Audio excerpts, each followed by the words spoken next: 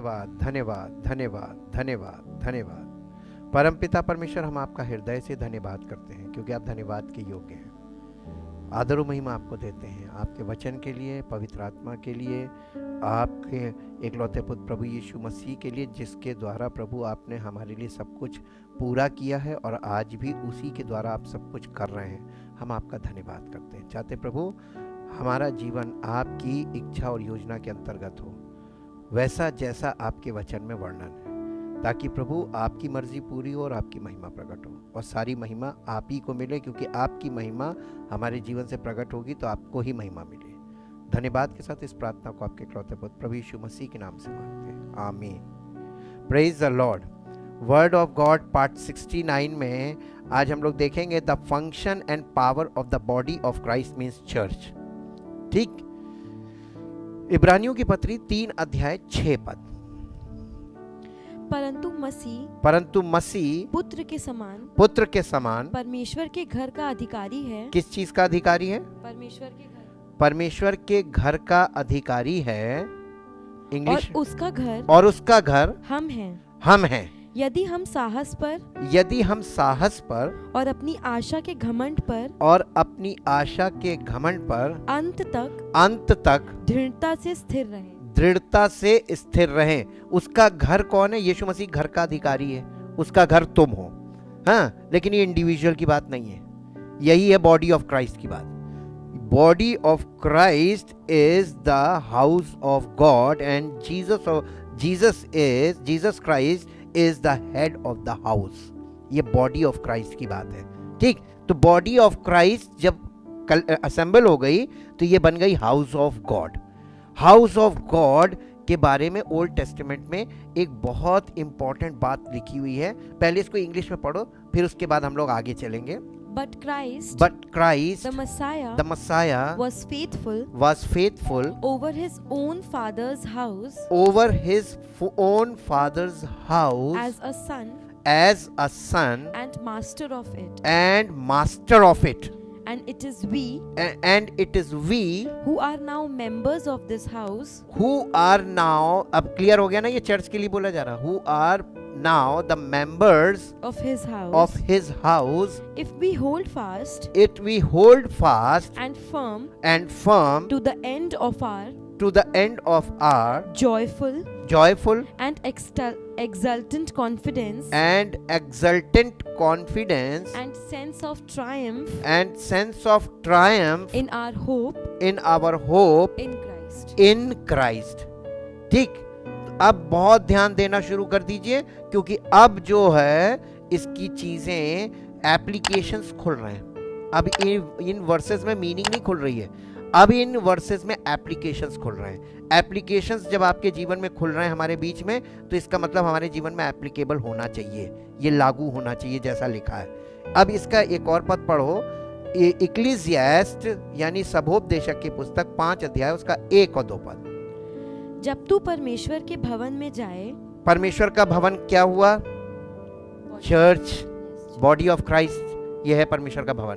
जब तू परमेश्वर के भवन में जाए तब सावधानी से चलना। तब क्या करना?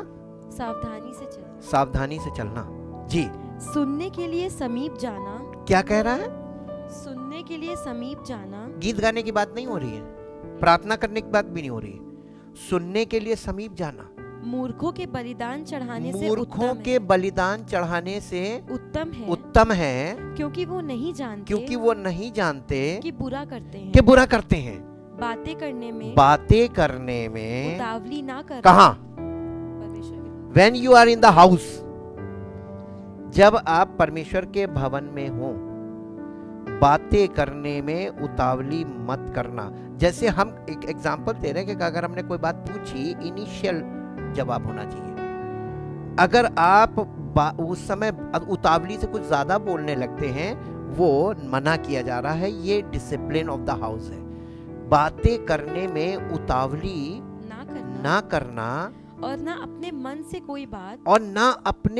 से कोई बात उतावली में परमेश्वर के सामने निकालना। परमेश्वर की उपस्थिति है यहाँ पे, होली स्पिरिट नहीं है यहाँ पे। क्या है? परमेश्वर की उपस्थिति, मतलब God the father, God the son and God the holy spirit. ये प्रेजेंस ऑफ गॉड है।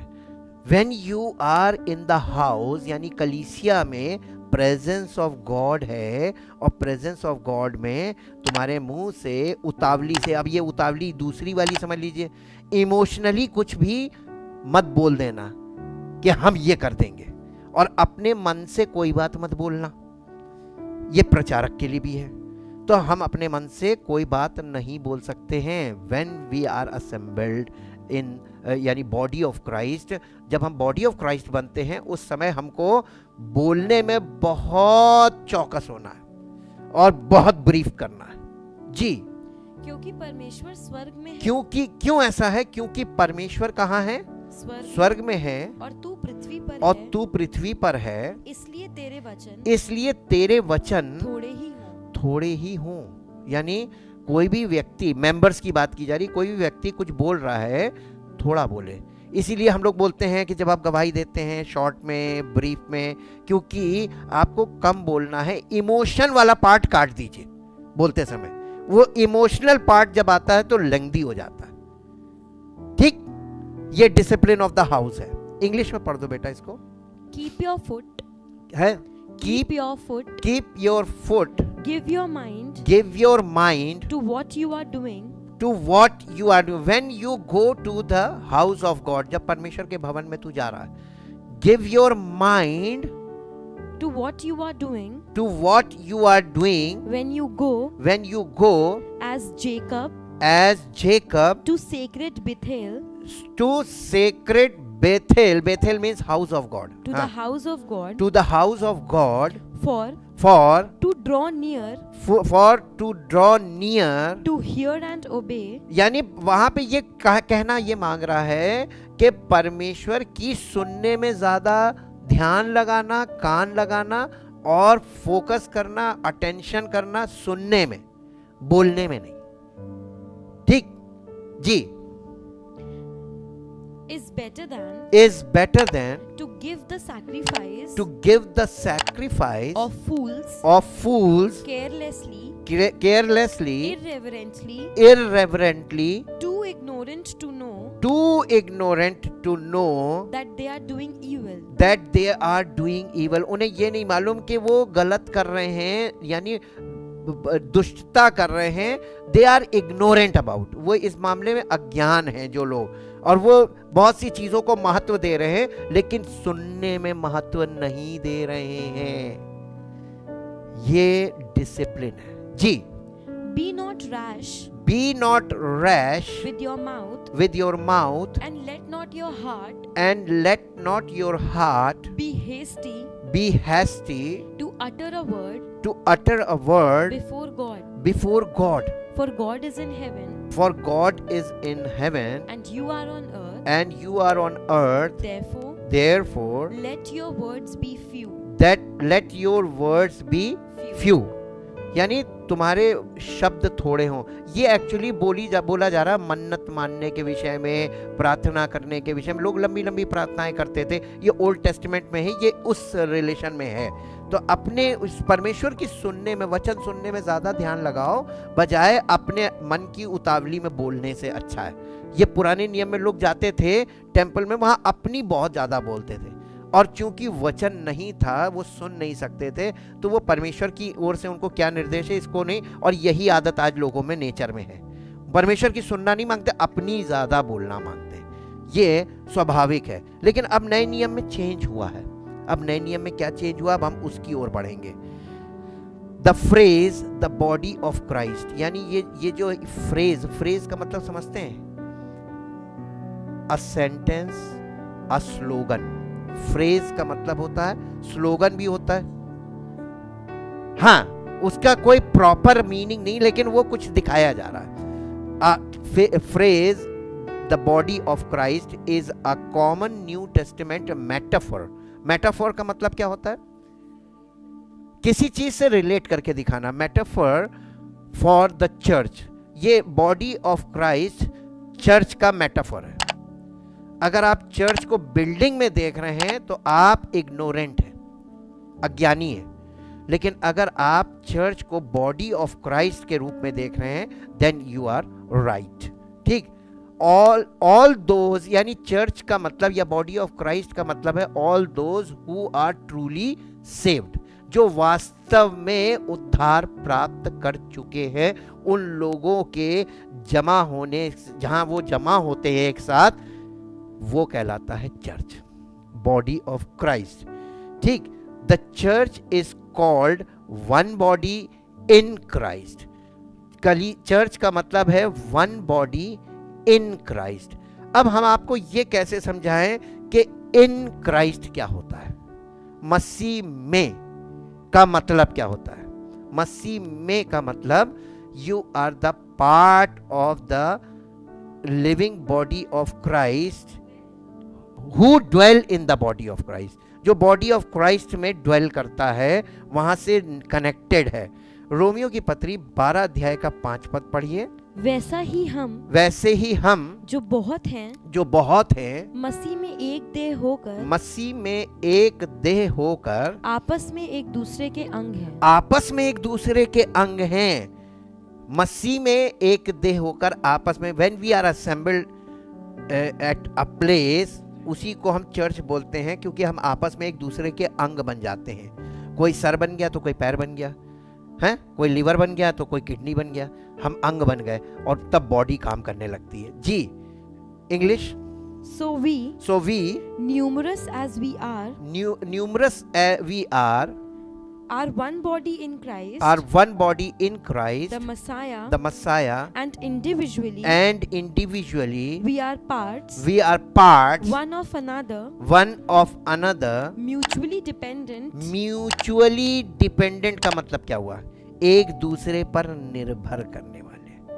अब जब कलीसिया में, हाँ, सहमति के साथ आप जब जमा होते हैं और आपस में सहमति भी होती है कि हम मसीह में एक हैं, विश्वास में, वचन में, हर चीज में हम सहमत हैं, जैसा एक ही आत्मा है, एक ही प्रभु है, तो उस एक प्रभु और उस एक आत्मा की, उसके वचन के द्वारा हमारी एक सी विचारधारा हो जाती है। यही म्यूचुअल है, म्यूचुअली डिपेंडेंट, और एक दूसरे पर निर्भर करने लगते हैं। जी, ऑन वन अनदर, एक दूसरे पर भरोसा करते हैं और एक दूसरे पर डिपेंड करते हैं, क्योंकि बॉडी बनेगी नहीं जब हम आपस में रिलेट नहीं करेंगे।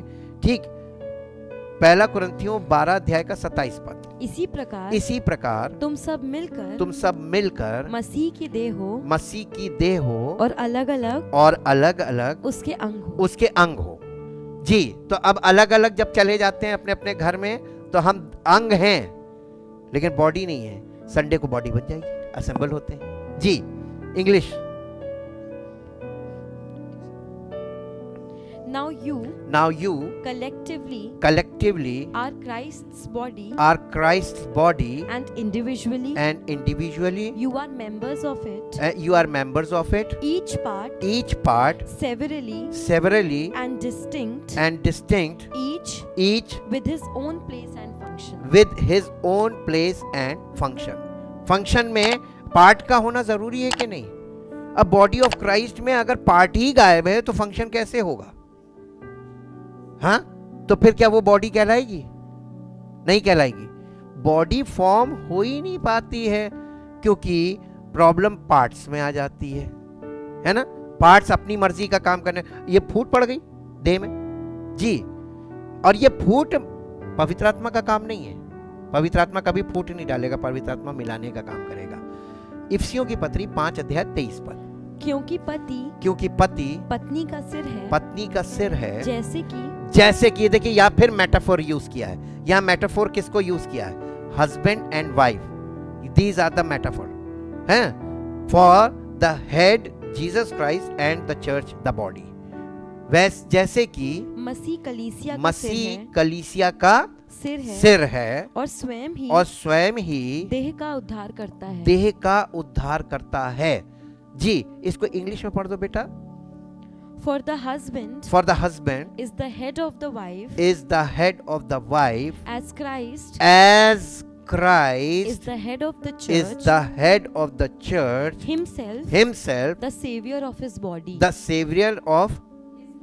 body। वो अपनी ही देह का उद्धार करता है। ठीक है, उसके बाद when Christ entered our world, he took on a physical body prepared for him.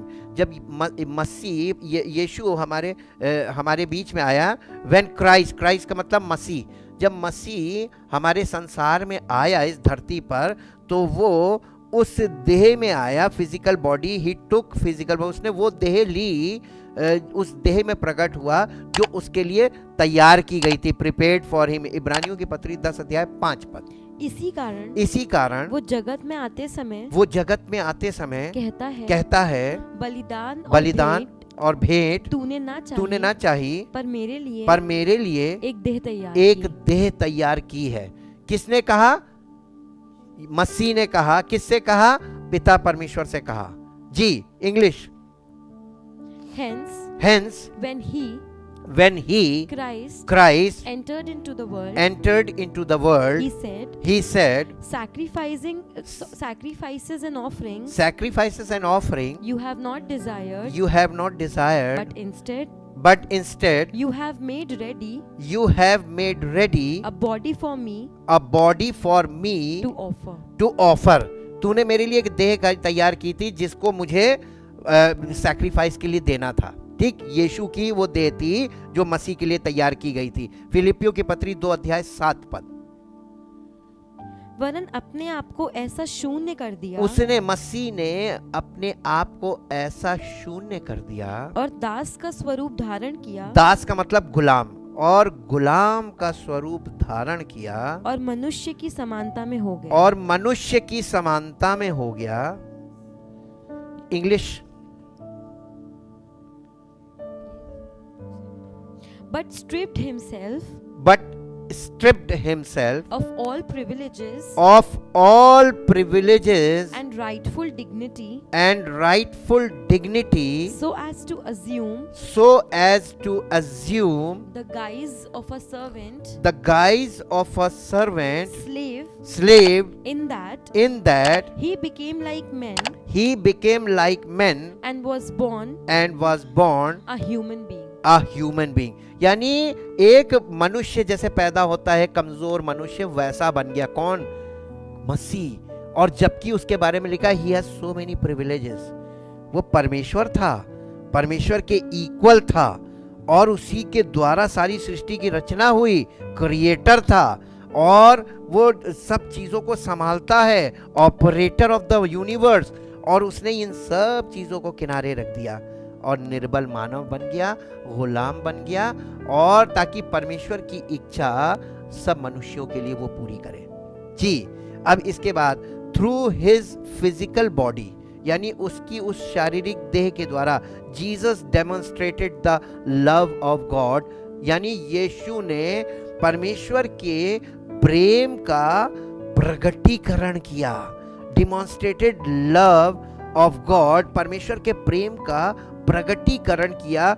Clearly मतलब स्पष्ट रूप से, टेंगिबली का मतलब होता है जिसे आप स्पर्श करके देख सकते हैं, टचेबल, छू कर देख सकते हैं, एग्जिस्ट करती है वो चीज वास्तव में। एंड बोल्डली का मतलब होता है कि पूरे पावर के साथ इस काम को किया, boldly, specially through his sacrificial death on the cross, विशेषकर उसकी उस मृत्यु को जो उसने क्रूस पर दी। रोमियो की पत्री 5 अध्याय का 8 पद।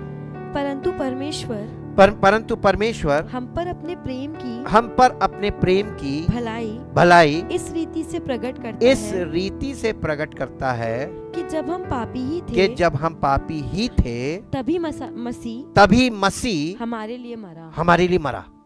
जी, English. But God shows and clearly proves his own love for us by the fact that while we were still sinners, Christ the Messiah, the anointed one died for us. ठीक, इसके बाद after his bodily ascension, उसके यानी उसका देह सहित पुनरुत्थान हुआ और देह सहित स्वर्गारोहण हो गया। और जब उसका देह सहित स्वर्गारोहण हो गया, Christ continues his work in the world. अब तो मसीह ने उस काम को जो यीशु के द्वारा शुरू किया था, मसीह ने उस काम को कंटिन्यू बनाए रखा इस संसार में, थ्रू दोज हैज रिडीम्ड, यानी उनके द्वारा जिनको उसने छुड़ा लिया था, संसार से छुड़ा लिया था, उनके द्वारा। Those who has redeemed the church now demonstrates. अब कलीसिया जो बॉडी ऑफ क्राइस्ट है वो डेमोन्स्ट्रेट करती है द लव ऑफ गॉड। हमने कल बताया था ना ग्रेट कमांडमेंट, ये ग्रेट कमांडमेंट अब कलीसिया का काम है। अब कलीसिया demonstrate the love of God clearly, tangibly and boldly. यानी अब वो जो मसीह ने क्रूस पर जो किया, स्वर्गारोहण के बाद जब पवित्र आत्मा उंडेल दी है, जहाँ पे कलीसिया का जन्म हुआ पेंतेकोस्त के दिन से, अब कलीसिया का ही ये मिशन है द ग्रेट कमांडमेंट। उस प्रेम को जो मसीह ने वहाँ प्रकट किया है उसको लोगों के जीवन में पूरा करे। हाँ, इन दिस वे, इस तरीके से the church functions as the body of Christ. इस तरीके से कलीसिया मसीह का बदन बन के काम कर रही है। हालेलुया। तो यीशु मसीह ने क्या किया? नहीं, इस बदन के द्वारा वही काम होना है। उसने उद्धार का काम किया है, वो उद्धार का काम इस कलीसिया में होना है। जो कोई आएगा वो उद्धार पाएगा, जो कोई आएगा वो अनंत जीवन का वारिस बनेगा, जो कोई आएगा परमेश्वर की संतान बनेगा, जो कोई आएगा परमेश्वर का प्रेम, प्रभु यीशु मसीह का अनुग्रह और पवित्र आत्मा की उपस्थिति और सहभागिता इसमें मिलेगी उसको। ठीक। अब इसके बाद व्हेन जीसस सेड, जब यीशु मसीह ने ये कहा था I will build my church, ये आधा सेंटेंस है। कल मैंने आधा ही सेंटेंस बोला था, इसके आगे उसने कंप्लीट किया था, क्योंकि I will build my church comma and the gates of heads shall not over power it. उसने पूरा सेंटेंस ये बोला था, मैं अपनी कलीसिया बनाऊंगा और अधोलोक के फाटक उस पर प्रबल नहीं होंगे। मसीह की कलीसिया कौन सी है? पहचान है, उसकी पावर है, power of the body of Christ. वो ये है कि उस कलीसिया में अधोलोक के फाटक प्रबल नहीं होंगे। अब ये अधोलोक के फाटक क्या है, इसको हम देखेंगे। पहले पढ़ दीजिए मत्ती रचित सुसमाचार 16 अध्याय का 18 पद। और मैं भी तुझसे कहता हूँ कि तू पतरस है और मैं इस पत्थर पर अपनी कलीसिया बनाऊंगा और अधोलोक के फाटक उस पर प्रबल ना होंगे। यीशु मसीह जो कलीसिया बनाएगा उस कलीसिया पर, ये सब कलीसिया के लिए नहीं है, not for all body of Christ या ऑल चर्चेस। ये बॉडी ऑफ क्राइस्ट जिसे यीशु मसीह कह रहा मैं बनाऊंगा, उस पर अधोलोक के फाटक प्रबल नहीं होंगे।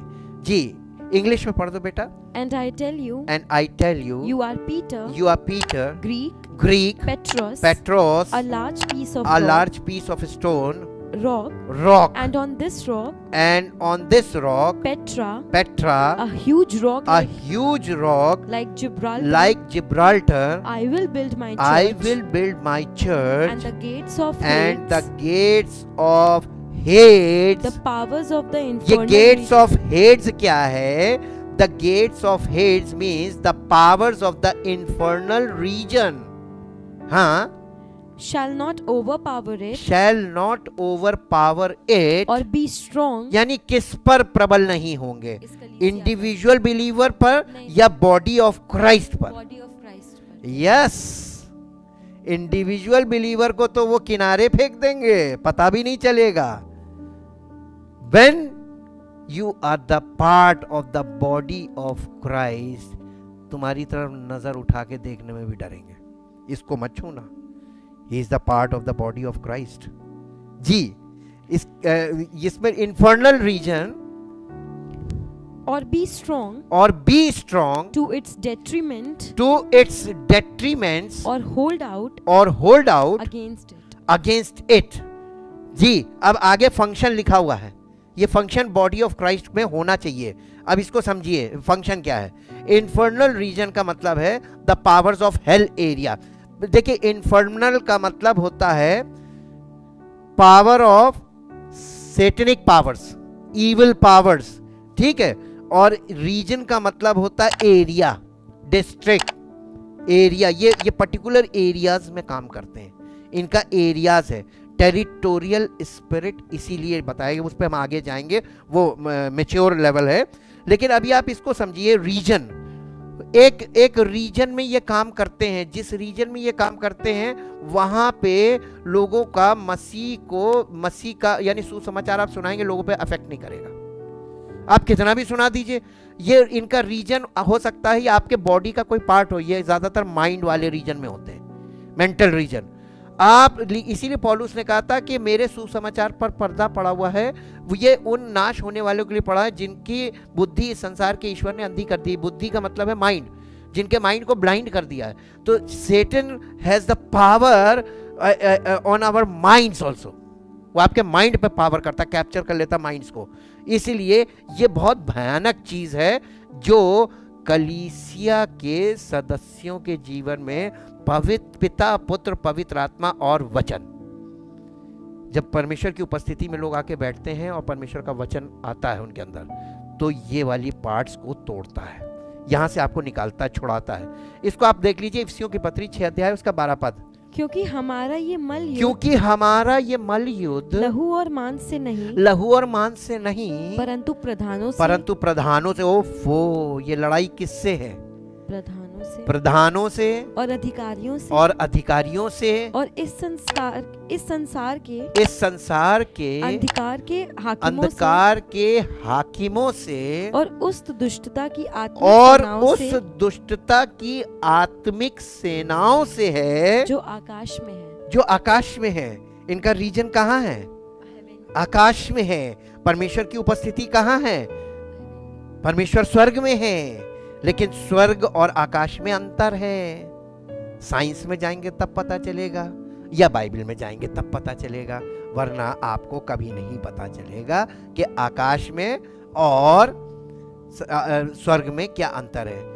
यहाँ हम इसको, कल ये वाला पार्ट होगा कि आप इस पार्ट को समझें कि आकाश में और स्वर्ग में क्या अंतर है। अब आप देखिए, ओल्ड टेस्टामेंट से लोग प्रार्थनाएं करते चले आ रहे हैं। प्रार्थना का ये बहुत पुराना सिस्टम है जो प्राचीन काल से आ रहा है। लेकिन कितने लोगों की प्रार्थनाएं वहां तक पहुंची हैं? अगर मैं ये क्वेश्चन करूं तो इस पे आपको बहुत लंबी स्टडी करनी पड़ेगी। रेयरेस्ट लोगों की प्रार्थना पहुंची जो वाकई में परमेश्वर को मानते थे। उनमें से एक नाम डैनियल का है। डैनियल ने प्रार्थना की, वचन पढ़ा, भविष्यवाणी पढ़ी, और वो भविष्यवाणी उसको समझ में नहीं आई, भेदों का उसको एक्चुअली विजन्स की पावर थी। तो परमेश्वर ने उसको दर्शन की सामर्थ्य दी थी, इसलिए उसने दर्शन की किताब लिखी। तो डैनियल को जब वो भविष्यवाणी समझ में नहीं आई तो उसने परमेश्वर से प्रार्थना करके कहा कि ये वाली बात मुझे समझा दे। तो परमेश्वर ने वो प्रार्थना उसकी सुनी गई, लेकिन उसका उत्तर आने में मालूम कितना टाइम लगा? 21 डेज जवाब आने में। क्यों? क्योंकि उसकी प्रार्थना आकाश में रोक ली गई। किसने रोकी? ये अंधकार की शक्तियों ने रोक ली। अरे, ये इंटरप्रिटेशन इसके पास ना जाए। अब आप सोचिए, नए नियम के लोगों, हमारे और आपके माइंड को इंटरप्रिटेशन से वो कैसे ब्लाइंड करता है। कहीं इसकी समझ में ना आ जाए, ऐसा ना हो कि ये मेरे राज्य से निकलकर मसीह के राज्य में चला जाए। इसलिए वो आपके माइंड को ब्लाइंड करता है। ये वहां से हमको सीखने को मिलता है। वहां से मिकाइल जो आर्कएंजल था, परमेश्वर ने उसको भेजा और जवाब लेके आ रहा था जिब्राइल। तो जिब्राइल इज ऑल्सो आर्कएंजल। ये प्रधान स्वर्गदूत है। 3 प्रधान स्वर्गदूतों के नाम हैं, मिकाइल, जिब्राइल और लूसीफर। लूसीफर गिरा दिया गया, वही सेटन है। 1 archangel is Satan. His name is Lucifer, and 2 archangels अभी परमेश्वर के पास हैं। तो मिकाइल जो है वो वॉरफेयर वाला है, लूसीफर जो था ये वर्शिपर था, और जो जिब्राइल है ये गुड न्यूज वाला है। गुड न्यूज वाला इंटरप्रिटेशन लेकर आ रहा था, उसको रोक लिया वर्शिपर ने, लूसीफर ने, और इससे निपटने के लिए आया मिकाइल। हाँ, मिकाइल स्वर्गदूत आया, मिकाइल ने इसको कैप्चर किया, इसको कंट्रोल किया, और जिब्राइल को भेजा, जाओ तुम देके जाओ, और वो इंटरप्रिटेशन वहां तक गया। वो इस पुस्तक में लिखा है, अंत के समय की भविष्यवाणी है वो। हालेलुया। तो आप तक इंटरप्रिटेशन, अगर आप तक चला भी जाएगा इंटरप्रिटेशन, वो आपके माइंड को ब्लाइंड कर देगा कि आप सुन तो लोगे, आपकी समझ में कुछ नहीं आएगा। ये खेल आज तक वो चल रहा है। ठीक, इसको बेटा इंग्लिश में पढ़ दो। Thank you Jesus. Ephesians 6:12. For we are not wrestling with flesh and blood, contending only with physical opponents, but against the despotisms, against the powers, against the master spirits, who are the world rulers of this present darkness, against the spirit forces of wickedness in the heavenly supernatural sphere. कहां पर हैं ये दुष्ट की सेनाएं कहां पर हैं? Heavenly sphere. अब आगे चलते हैं। How we receive spiritual blessings, question. ठीक, और इफिसियों की पत्री उसका पहला अध्याय का 3 पद। हमारे प्रभु यीशु मसीह के परमेश्वर और पिता का धन्यवाद हो कि उसने किसने? पिता ने हमें मसीह में स्वर्गीय स्थानों में सब प्रकार की आत्मिक आशीष दे दी, ऑलरेडी गिवन। ठीक, अब इसको बेटा इंग्लिश में पढ़ दो जरा। May blessing, praise, laudation and eulogy be to the God and Father of our Lord Jesus Christ, the Messiah, who has blessed us in Christ with every spiritual given by the Holy Spirit blessing in the heavenly realm। सारी आशीषें उसने दे दी हैं, लेकिन वो आशीषें हैं कहां? Number 1 point, in Christ, and number 2 in the heavenly realm. लेकिन आपने अभी एक चीज पढ़ी, हेवनली रेल्म तक पहुंचेंगे कैसे? वहां पर तो हेवनली स्पिरिचुअल, हाँ, मास्टर स्पिरिट्स बैठी हुई हैं। आ और इसमें लिखा क्या है कि स्पिरिचुअल ब्लेसिंग्स का मतलब लिखा है given by the holy spirit, पवित्र आत्मा के द्वारा तुमको दी जाएगी, लेकिन कहां? इंडिविजुअल को नहीं दी जाएगी। इन क्राइस्ट का मतलब in the body of Christ. When you are the part of the body of Christ permanently, then the holy spirit gives you gifts, spiritual gifts, spiritual blessings. और ये ब्लेसिंग्स आपको ऐसी मिलेगी, ये समझ लीजिए, ब्लेसिंग को अगर आप स्पिरिचुअल ब्लेसिंग को अगर मैं आपको एग्जाम्पल देना मांगू तो मेरे पास केवल एक ही एग्जाम्पल है। वो है, आपने मणि के बारे में सुना है? मणि क्या चीज होती है? मुंह के अंदर होती है। ये क्यों दी जाती है? जब वो शिकार करने लायक नहीं होता है, जब वो शिकार करने लायक नहीं रहता है, तो वो मणि उगलता है, उसमें लाइट निकलती है, और जब वो कीड़े और चीजें उसे अट्रैक्ट होकर आती, शिकार खुद आ जाता है, वो बैठ के सिर्फ शिकार खाता है विदाउट एनी एफर्ट। गिफ्ट्स का मतलब, स्पिरिचुअल ब्लेसिंग्स का मतलब है बिना कुछ किए आपको सब कुछ मिलने लगे। ये है परमेश्वर की, ये मणि के समान है। Thank you, thank you, thank you Lord. परमपिता परमेश्वर, हम आपका दिल से धन्यवाद करते हैं। आपने हमारे लिए कैसी योजनाएं बनाई हैं और इन योजनाओं के द्वारा प्रभु आप हमें कैसा बनाना चाहते हैं, कैसे दिखाना चाहते हैं, ये दुनिया देख कर दंग रह जाए, ऐसी जिंदगी आप हमारी बनाना चाहते हैं। हम प्रभु आपका धन्यवाद करते चाहते प्रभु, काश आपका वचन सुनने वाले इन बातों को, इस सत्य को वाकई में सत्य समझें और अपने जीवन में अपने आप को उस देह का पार्ट जिसमें आपने उन्हें रखा है ये समझें कि आपने उनको कितना क्या सोचकर उस जगह रखा था। वो हर एक पार्ट अपनी जगह मौजूद हो, ताकि पवित्र पिता पुत्र पवित्र आत्मा के द्वारा वो पार्ट ऐसा फंक्शन करे कि मसीह की देह उन्नति पाए और उस उन्नति में हम सबका भाग हो और परमेश्वर का नाम महिमा पाए। धन्यवाद के साथ इस प्रार्थना को आपके इकलौते पुत्र प्रभु यीशु मसीह के नाम से मांगते हैं, आमीन। Praise the Lord. परमेश्वर आपको आशीष दे।